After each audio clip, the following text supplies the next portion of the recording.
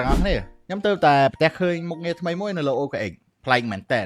ហើយក៏ចង់ចែករំលែកជាបទពិសោធន៍ឲ្យដឹងទាំងអស់គ្នាឥឡូវនេះគឺយើងអាចធ្វើការបញ្ជាការជួញដូរបានដោយប្រើតែការសរសេរឬក៏ការនិយាយធម្មតាមុខងារហ្នឹងគឺមានឈ្មោះថា AI Agent Trade Kit